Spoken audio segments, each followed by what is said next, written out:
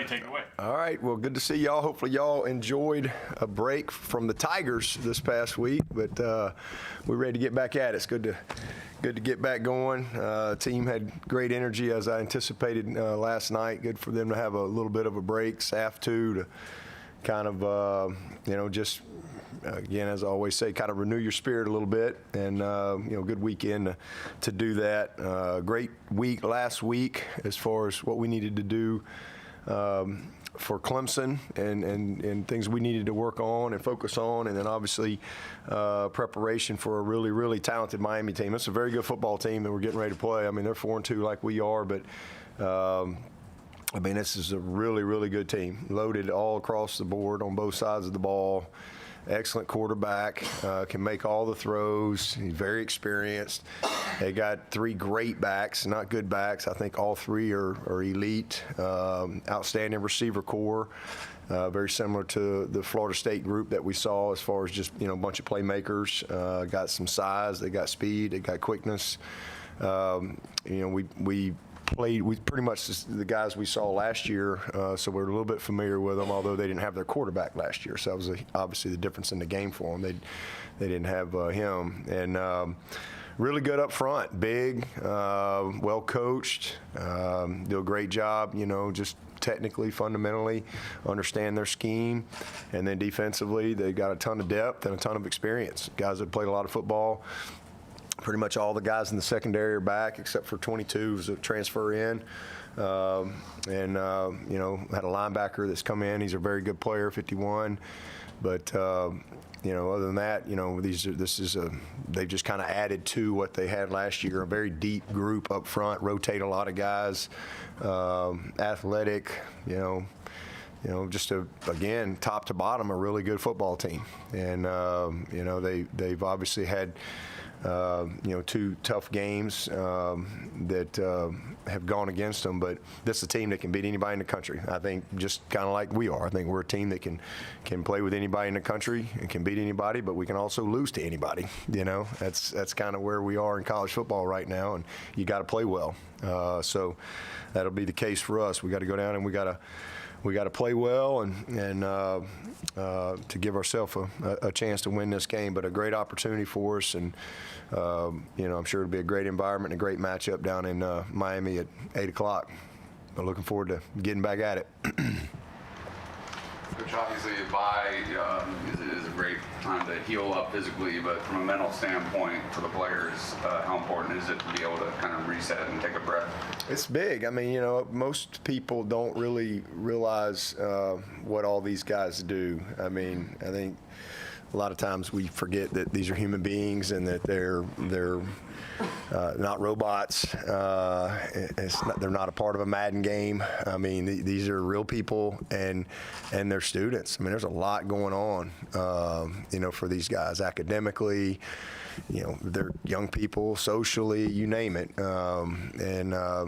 They've been grinding, for all summer, and then you go through all camp, and now you got 6 weeks, and you got performance and expectations and all these. That's a lot on these guys. It's a lot on anybody. So it's great for them to be able to just kind of get a break. And again, I thought they did a great job last week, and we've created a little bit of momentum these last couple ball games, and that's something that we certainly hope to be able to continue. But we've got to go earn that, and we got to go play well. But I thought they had good spirits to them last night, and and the biggest thing is just we're a pretty beat up football team, in that Wake Forest game. When we had Antonio Williams for 3 games, Nate's out, Sheridan's out. I mean, we obviously Cole Turner has played 1 game. He's out for the year. Wallace Walker Park. So it's good to be able to get that break when it came, because now we anticipate having everybody, with the exception of course, Walker and Cole starters will be out for the year. So I think mentally and physically we're probably in as good a spot as we've been, since the beginning of the season. Is there a tangible growth that you think the team has made since the Wake Forest game, or is it mental, physical, and that's really the best you can even ask for? Since the Wake Forest game, yeah, I think there's a tangible growth, but it's I mean, it is tied to just the physical aspect of it, and the physical aspect of it affects the mental aspect of it. Certainly we've done some things, within our practice and within our meetings that and not just football stuff, but just what we do. Like we had community service last Tuesday, and I think that's a tangible thing that you can see when you see guys serving. So I think that's a part of growth, but I think the biggest piece of it is just the physical aspect and how that impacts you mentally.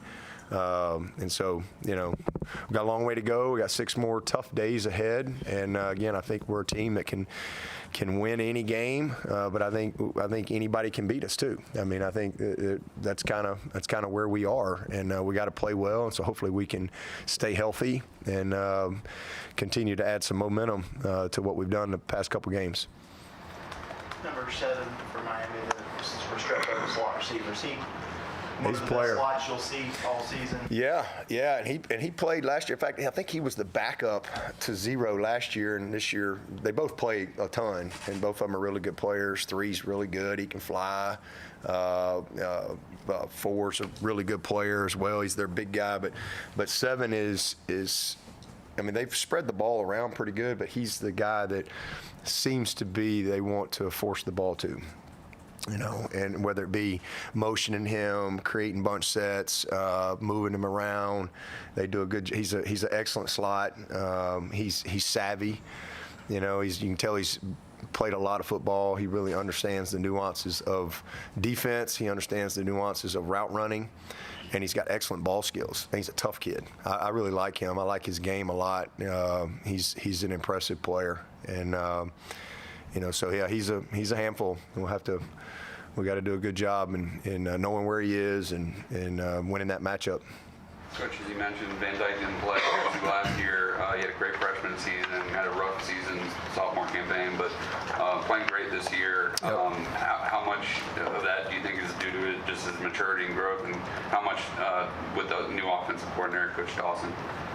Yeah, I think both. I mean, he's healthy, and he's certainly a much more confident, mature player. Just going through the progression of his career, I think their coordinator's done a great job in really using all the pieces. I mean, they're a physical team. They're rushing for 190 a game, and they're throwing for 310, so almost 500 yards a game. I mean, this has been a very explosive and experienced group. But it starts with him. I mean, he understands, their system, where to go with the ball. He's not a guy that you think of as far as going to break long runs, but he can create. He's athletic enough to extend plays, and then he can make all the throws. I mean, he can rip the seams apart. He can throw it on the outside. They do a lot of screens, a lot of screen game. He's got a good feel for those plays and setting those up. So he's a good football player. Big kid, and we got to try to affect him. That's just what it comes down to. Dabo, seems like there's a lot of teams out there that can beat anybody, but also lose to anybody. Yeah. Was that reinforced to you sitting and watching games over the weekend? Yeah, man. I mean, it's college football. I mean, anything can happen in college football, especially today's version of college football. I mean, it's a battle every single week. I mean, it doesn't matter who it is. Anybody can beat anybody. Truly. I mean, there's not many teams that can just show up. So, and we're a team, like I said. I mean, we're a couple plays from being undefeated, and that's just a fact. We've played really well for the most part throughout the year in the things that you have to do to win games, whether it be physicality, toughness, belief, attitude, discipline, those type of things, being able to win in the line of scrimmage, running and stopping the run. We've done a really good job in those areas. Third down, we've been a really good third down team all year. But we've had a couple of tough breaks, and we've played good teams, and they've made one more play than we have. But I really think this team, based on how they play, can play with anybody. But we're not a team that can just show up and not play well. We don't have to play perfect, but we got to play well to win games against the teams that we play. This is a really good league. Everybody we play, I think, has a chance to win every single week, and I think you see that across the country. Really all over, and so. You've got to show up, got to be ready. And then at Clemson, we're going to get everybody's best shot. You just know that. It just comes with being the Tigers. It doesn't matter if the team's 1-6 or undefeated or it's a noon game or a night game. When the Tigers come to town, you're going whatever juice they got, you're going to get it. And that just comes with who we are here at Clemson. So you got to be ready for that. You mentioned Antonio, Nate, and Sheridan. What did all three of those guys kind of get done or do from the last game to this, where you feel so good about them? They just healed. We just wrapped them in bubble wrap, and now those guys. Well, Nate's been grinding for a couple. Did he miss 2 games? He missed 2 games. So he's just been grinding through his rehab and doing what he needs to do. And he was really close against Wake, but couldn't quite go like he wanted to. Same thing with Antonio. So just time. And just continuing through the rehab process. Our doctors and all them have done a great job. And then Sherry was just a really weird situation. And so we've gotten all the tests back and all that stuff all checked out. Good for him. I don't care how good the high school program was. College football is completely different. You guys have gotten production from some young freshmen on your team this year. How valuable was that break for them?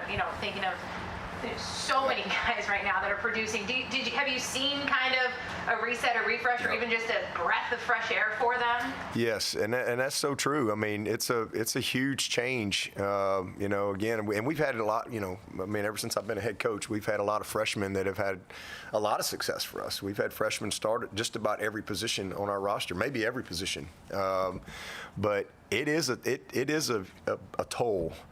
When you're talking about the tutorial program, Triple E, the requirements there from a study hall, the way our provost is run here, the provost runs our academics and the requirements there. It's a lot on these guys. That's why we, one of the top in the country when it comes to graduation and academics from a football standpoint.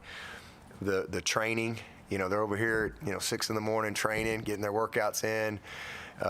It's class, it's treatment, it's prep, it's meetings, it's practice, it's post-practice. It's study hall. It's a lot, and you're away from home. And then sometimes it's injury, or maybe you're having a great freshman year and that's great, but man, that can be overwhelming too. Or you're a guy that's redshirt and not playing, and that's overwhelming too, because it's the first time you really. You're like a man without a country, right? These kids have never really been in that situation. So it's a lot on them mentally. And that's why we really pour a lot of resources into these guys and try to really stay connected to them and help them and identify guys that need, we got to make sure we keep our arms around them because it's a lot. It's a lot. So I think the break is good for everyone. But especially those guys, maybe it's a chance to get home or just kind of catch their breath and just break the monotony of what you're doing and maybe take a look at the big picture and evaluate where you are and then reset. Coach, was Robert kicking field goals again? Yeah, he's back. Yeah. So it's good to see him back out there because, again, I hadn't seen him kick a field goal in a few weeks. So he's back out, and he actually started last Wednesday, I think. Was the first time they started letting him kick again, field goals. So good to see him back out there, and hopefully we'll be able to create a little competition there and have a little more confidence moving forward. Coach, you played a night game down there at Hard Rock last January. How much does having a little familiarity with the environment help?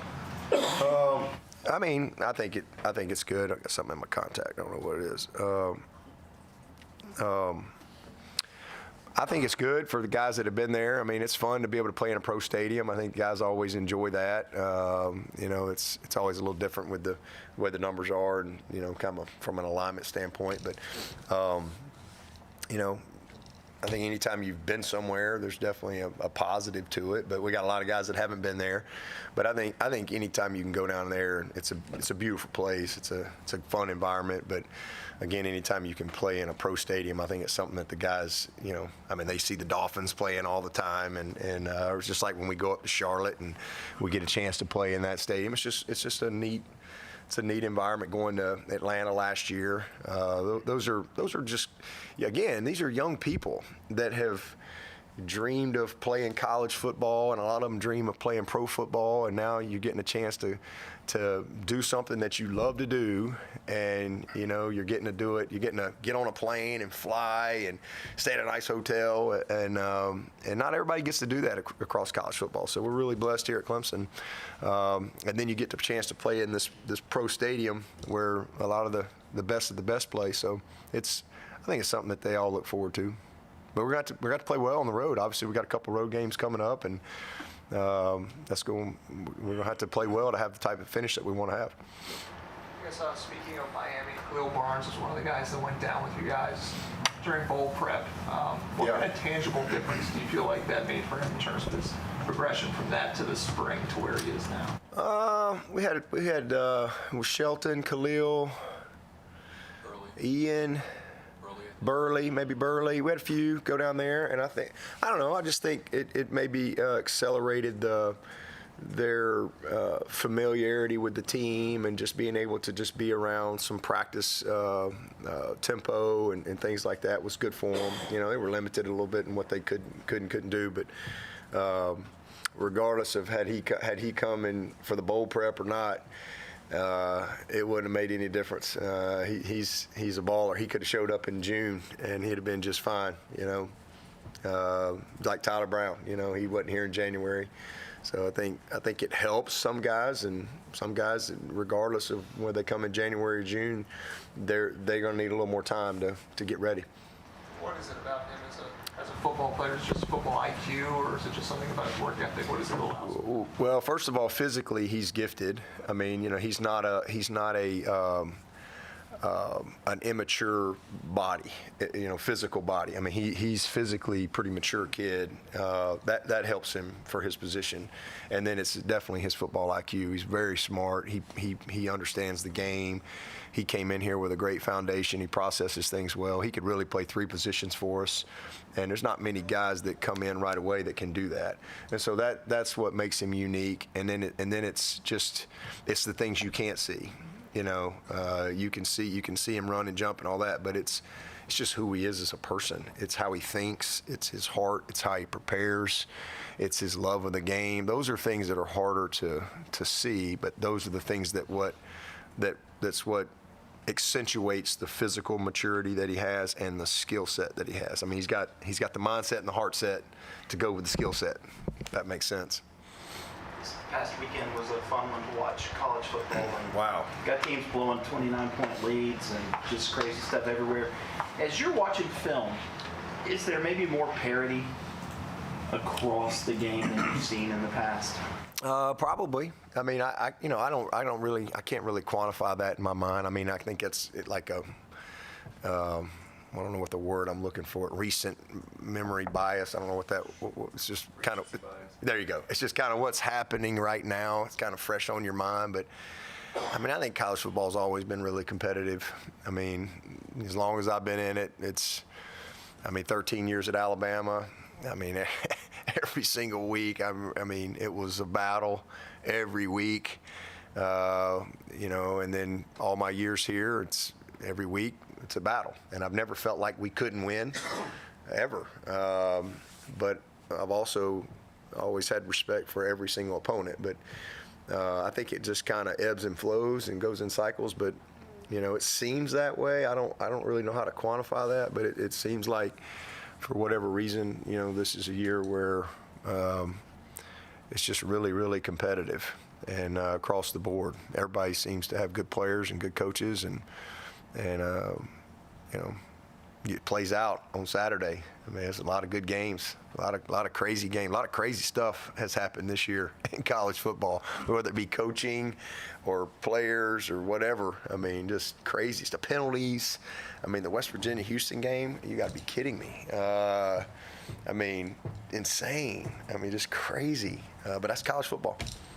How much did you get to watch this past week? Yeah, I watched it. That's all I did. I mean, that's what I was saying last night. I mean, like we're a crazy sick profession. You know, like who does that, right? You get a weekend off, and what do? You do your job. All you know, I was making it'd be like the accountant who goes and watches everybody prepare tax returns all weekend on his off weekend, right? Like who does that? But I think that's what drives all of us in college football. I mean, you know, we're all a little crazy. We love it. We love the competition. I just like learning. I learn so much, you know, watching other people, whether it be, you know, plays, you know, how, you know, how things are managed, clock management, whatever. I learn a lot, you know, from watching other people and just how they respond. So it's fun. I mean, but it's unique that way. I think as players and coaches that, you know, we love it. Love to watch it. I like being a part of it more, but it's fun to be able to watch others too. Coach, you've always placed a big emphasis on the middle I age. watched Notre Dame Pitt too, Tim.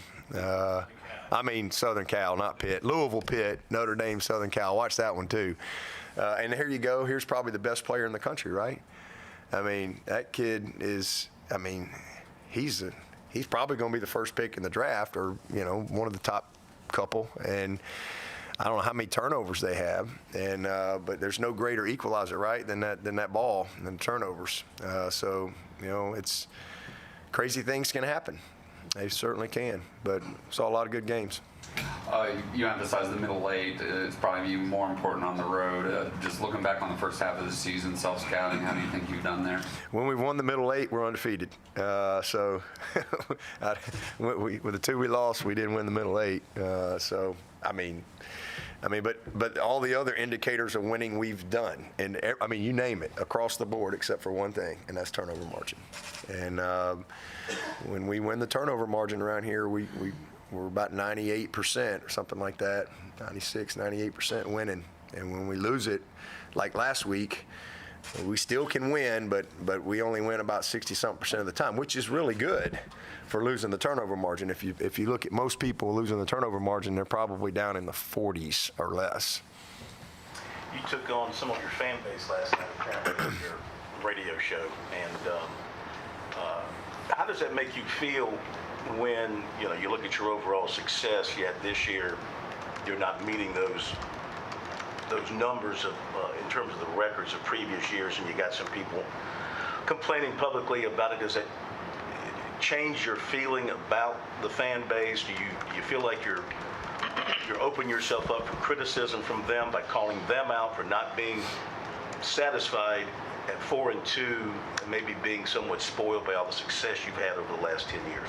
I don't think anybody's satisfied at being 4-2. We're never satisfied. I mean, it's just kind of where we are, but I assume you're talking about the guy who called in and was, complaining about whoever he works with, and I just, I guess nobody has a sense of humor anymore around here, but that's just kind of the world we live in. But no, our fans are awesome. I mean, 98.5% of our fans are amazing. I mean, I've been here it's my 21st year, so I mean, literally 98.5% are amazing. But we got 1.5% that they're with you win or win, and and so I was trying to, I don't even know who I was talking to, pep him up a little bit. A little adversity in this world is sometimes good, because for a couple reasons. I think sometimes you can win so much you lose appreciation for the blessing. That's just a reality, and it's hard to win. It's freaking hard to win. And to win consistently is almost impossible. So people don't understand that. I can't help them. But I just made the comment of, a little adversity along the way. The one, you hate it, but the one positive is it makes you grow. But you also learn kind of who's with you, and that's a good thing. That's good. So I love our fans. I think we got Again, 98.5% of them are amazing. But the other 1.5%, they create a lot of the problems. They're part of the problem, not part of the solution. But that's everywhere. You always have. I mean, that's what social media does. It's a loud voice for a minority of people that want to complain about something. And criticism. It's my 21st year here, okay? 13 years at Alabama. I've had plenty of criticism, and as long as I'm doing this, I'll continue to get criticism. I've been married for 29, going on 30 years. I've had plenty of criticism along my way. So it's just kind of part of it. I know what's real and what's not real, but, I think if anybody doesn't believe in us after what they've been able to witness the last 15 years, they never believed anyway, so it doesn't matter to me. Coach, having Antonio Williams back, Tyler's done a great job with Antonio out, but how much more can he stretch the field and, both horizontally and vertically, and potentially having both he and Tyler on the field at the same time? Yeah, he's a great player. This kid's freshman All-American last year, earned that. Tyler's on his way to doing that. So back-to-back years, I think we've had two really good guys that have come in here, and then Bo's having a great year as well. Probably his best year, his healthiest year for sure. And so I think we're in a good spot, man. And then obviously Troy and what he's been able to do a few of these games and gaining his confidence has been awesome. So I think our group is coming together, but it doesn't make us worse getting Zero back. That is for sure. He's a weapon, and he's confident, and it's just good to see him running around and being able to get back out there and do what he loves to do. And no doubt he's a difference maker for us. I think it's 151 straight passes without an interception. Just what have you seen from him in terms of avoiding those type of plays? Why do you say stuff like that? It's not the game notes. Chapel, that is not. You may see that in the game notes, but you don't ever qualk. You don't say that. You never say that. That's like you got a no-hitter in the 6th inning, right? You don't. It's just you just leave it alone. I'm gonna pretend I didn't hear what you said. Come on, Chapel. It's. He's growing. He's growing. He's going to make some mistakes, but I'm telling y'all, we got us a great one, man. This kid is coming, and he's blossoming. And we saw it last year, but he just needed to kind of physically come on a little bit, and he's made of the right stuff. And I just think that he's got a lot of good football ahead this year and a couple years after this. This kid's going to be a great winner throughout his Clemson career, and we're just starting to see the type of foundation and growth that he really needs, I think, to go to the highest level for him. But I'm proud of him. He's had a couple tough breaks that haven't really been his fault, kind of gone against him, and he's made a couple of really dumb plays too. But he learns and he gets better, and this kid competes his butt off. I don't think I've ever been around a guy that loves to practice like him. He loves to practice, he loves to study, he loves to play the game, and when you're talented like him with the work ethic that you have, that's a pretty good combination that I think drives you toward greatness. And so he's on the right track, and he'll have some ebbs and flows, and he'll make some mistakes along the way. I'm sure eventually thanks to you, Chapel, he'll throw an interception somewhere along the way. Maybe it's 2 years from now, but it'll happen. And but he's a kid that really cares, and he's just going to keep getting better. We're really lucky to have him. I'm proud of him, and the kid we don't even talk about right now, CV. We're redshirting him, and he's kind of over in the crock pot, but this is a really good, young, talented player too. So I like where we are at that position. What's the pecking order at right guard right now? Mitchell and Harris, battling over there, and they'll both play. I don't see a situation where they don't both play. We'll see who runs out there first. We've got a long week ahead from a practice standpoint, but excited about what Mitchell's done, and you know, he didn't play his best game. I guess a couple games ago, but Harris got a lot of opportunity in the last game, took advantage of it, did a great job, and we're really excited about, you know, him and our OL in general, and what we have the opportunity to produce there over these next couple of years. Coach, I guess we could call this the Radakovic Bowl. Are you looking forward to seeing Dan again? And what do you think about what he's done so far with their athletics and trying to replicate what he did here at Clemson? He's re-energized them. I mean, listen, Mario's done an amazing job, and I don't want to minimize that at all, because he's a great recruiter and a great coach, and he brings a lot of toughness, and you see that in his team.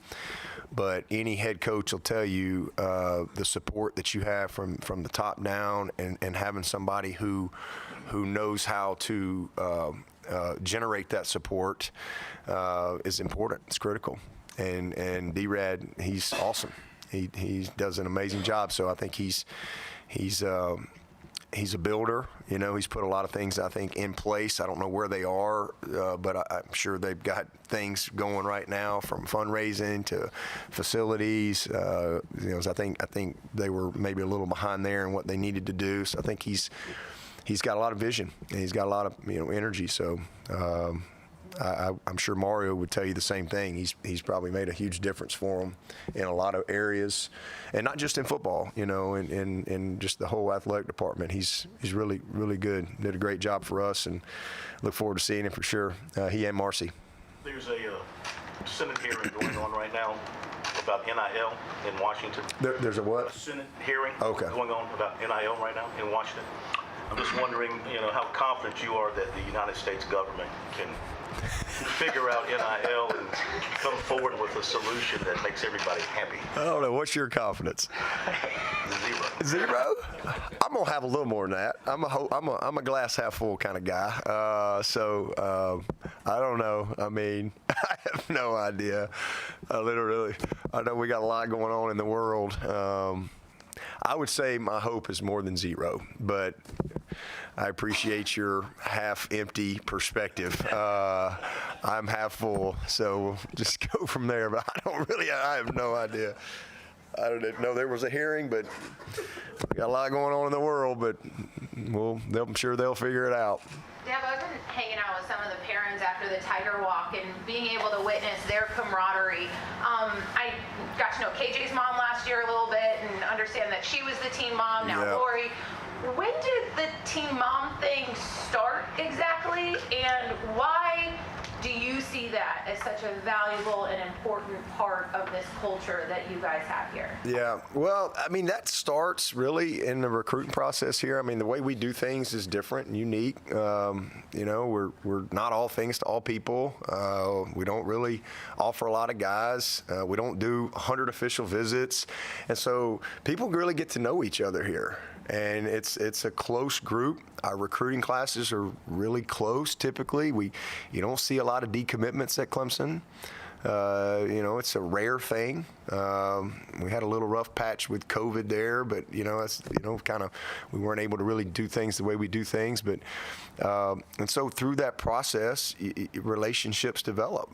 You know, and not only just with the staff and the players, but the families. It's a huge part, and it's a welcome thing here. I mean, our families are here all the time. They come to practice. They will come, and sometimes they'll come in on a Wednesday night dinner with us.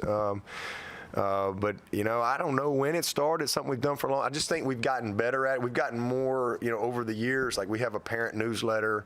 We have a parent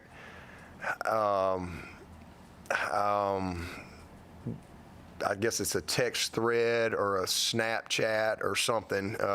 Ashley runs it. Ashley, who works with me, she kind of runs that. She's our parent liaison.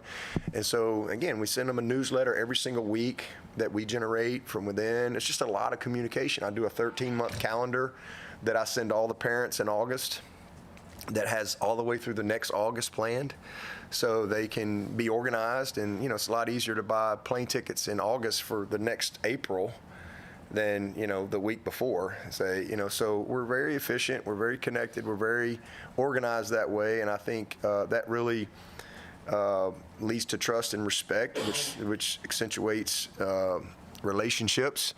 You know, our families tailgate right here. I don't know of many places where that was something that I really fought for really, really hard when we built this building. You know, so our parents park right here on game day. They tailgate together. They use this facility. They use the grills. So they're together. You know, we have wherever we're on the road, there's again a parent who all's going. They share tickets. They all communicate. Need whatever. It's like a virtual. Back in the day, you know, got to, need to out on the street, right? So there's a lot of communication that way. And I don't know when the actual team mom, you know, like official, probably as we got a little more, I guess, technologically savvy. And I would say Skowski's mom, you know, she was here for 10 years. So, I mean, she ran it for a while, and then it's just kind of gone from there. We do a lot of things together.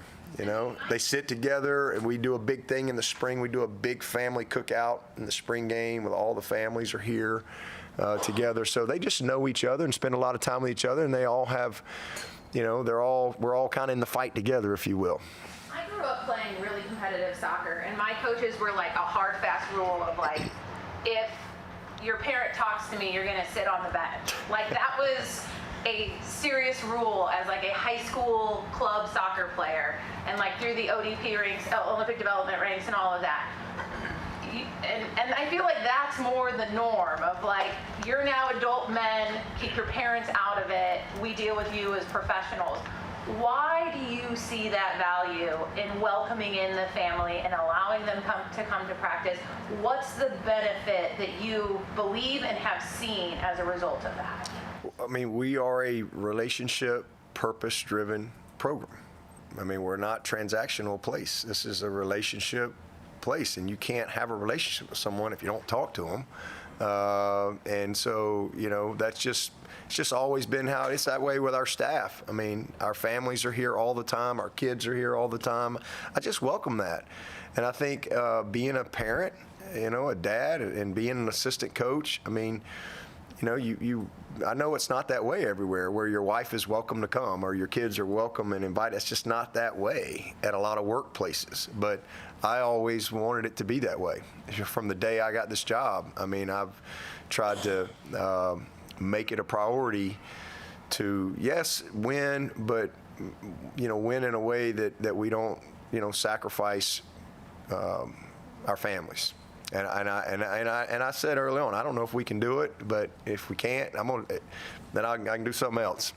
But it's just how I felt like we should do it, and that's the greatest thing about how we've won is that, you know, and that's why we haven't had lots of turnover around here. You know, people love it here. People know they're valued. It is family, and it's connected. You know, wives, kids. It's a hard profession, you know, because there's obviously a ton of scrutiny and criticism, and that's all part of it. And, you know, people are affected by that. Families are affected. So there's strength in community, and as opposed to isolation. And so we have community here. And it's something that we've nurtured for a long time, and it's not something that we have to fabricate. It's just a very natural thing here. And when people come here, they sense that.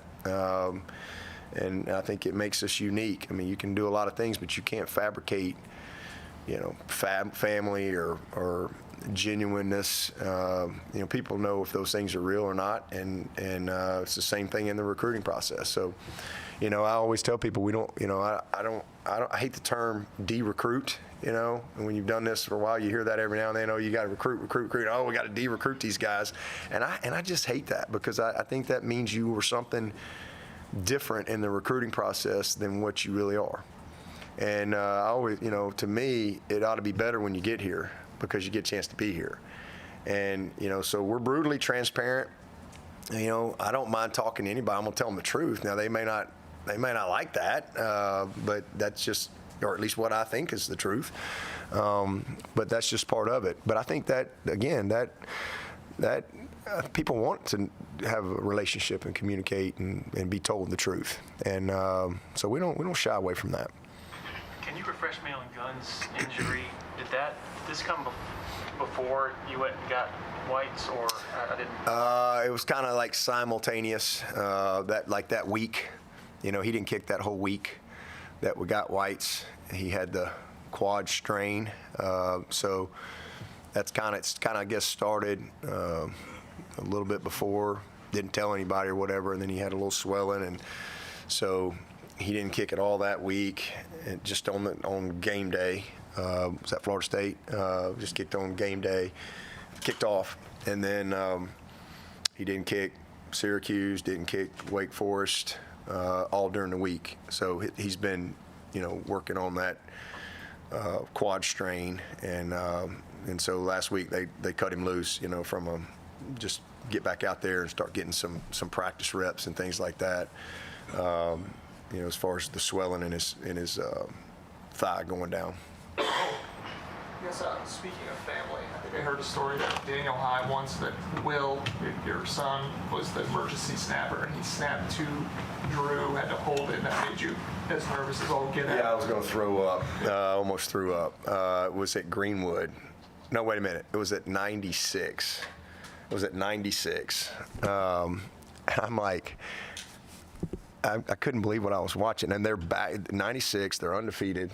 They're backed up on like the 10. And I don't remember who the snapper was, but apparently I didn't even know Will was the backup snapper. I just went, what is going on? And I was telling Kyle, I'm like, oh my God, Will is snapping. And I'm just like, I've never seen him snap. I don't know he can snap. And it was kind of a windy, rainy night, and he's got to go snap from the 10-yard line.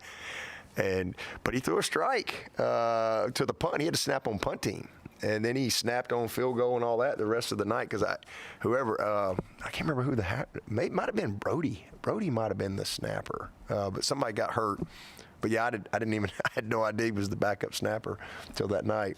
How do you separate that even now? Like, the play's out there and he has to hold, and you're not. Yeah, it's so different for me here. It's just, a part of the game. I don't even, and I see the preparation. I just like any other player, it's just different. But when you're removed as a parent, you're just sitting up there and you're going, oh boy, I had no idea. But thankfully it was a good snap, good enough to get it off anyway. I think Clay said that you guys played one-on-one basketball now. Yeah, he's full of crap too. Yeah. That was a good interview till that moment. He would win a few, but I'm gonna win my share too. So I did beat him in pickleball this weekend. Apparently this pickleball is a thing. So I'm learning worked on that a little this weekend. That was fun. Got a good sweat in. Coach, maybe one of the most overlooked aspects of what's happened in the first 6 games is your defense. Yeah. Ross State fifth In the country. nationally, fifth in the country. So what do you want to see them to do second half? Be one. I want to see them go from 5th to 1. I think we're capable of being really good. We've done a lot of good things. So and it's kind of unique our open day because we kind of literally have like a halfway point, right? So what did we do good in the first half? And I guess we won the first part of the middle eight, the first 4, if you will, because we kind of get a little momentum going into halftime. So hopefully we can have good momentum coming out of halftime. But we did a lot of good things in the first half. A lot of good things. We really good third down team on both sides of the ball. We outgained every opponent that we've played. I think a huge positive is we've been in position to win every game. Sometimes you look at these records and you got some losses and you really weren't in position to win, right? We've been in position to win every game. Third down, it's been really good. I think we've got playmakers and depth emerging all over the team. I'm super excited about that. I think Swanson has been incredibly consistent. Nobody really talks about him. He's had a heck of a first half. That kid has really been steady and just really has playing with a lot of confidence. I think we've protected our quarterback well. And then again, we're a top 10 defense. So I think we've done a lot of good things. But going into the second half, what have we not done well? Well, we've not been a good red zone O or D as far as touchdowns, right? But if you go back to the Wake Forest game, and that was kind of the challenge, that's like, we got to get better here. They had 5 trips to the red zone, and they had 1 touchdown. So we made progress. We had 3 trips to the red. Now take a knee out, all right? Let's take that out. We had 3 trips to the red zone. We were 100%. We had 2 touchdowns and a field goal. So, hopefully that's a sign of heading in the right direction. We're going to chase red zone for after what happened in those first couple of games, we could go 100% the rest of the way, and we're still going to suck in the red zone at the end of the year, because you just chase that for the rest of the year. It's just a disappointing part of it, but we can start kind of where we are, and we can improve there. So that's an area we got to get better, for sure, and hopefully that's a sign of what we've been able to do. And then we got to consistently play a little more complementary football. Because obviously the turnover margin has been the biggest issue that we've had. So that's an area that hopefully will improve going into the second half as well. And I think if we can, just be even, we're going to be a tough team to beat, because the guys are playing the way you need to play to win games. And so there's a lot of things to be encouraged about, a lot of positives, but certainly a lot of things that we got to improve on. We got to create a little more field goal consistency, but we've made 2 out of the last 3. And the one miss was a good, well hit, 51 or 2 yarder. So we're just halfway there. A lot of room for improvement. Again, accentuate the things that we've done well, continue to do those things well. And if we can improve in some of these areas where we need to, I think offensively, we did not play well in the last game. Just too inconsistent, too many plays of 8 and 9 guys doing their job, not 11. But we really played well against, Duke and Charleston Southern and Florida Atlantic. We put a good little run together, Florida Atlantic, Florida State, Syracuse. Offensively, we kind of had a little momentum, and I thought we took a step back against Wake. So we got to get back on track there. We can run the ball. We can stop the run. So there's a lot of things that are good. But a lot of work to do here in the second half if we're going to have the type of finish that we want to have. And we got a bunch of great opponents that we got to play.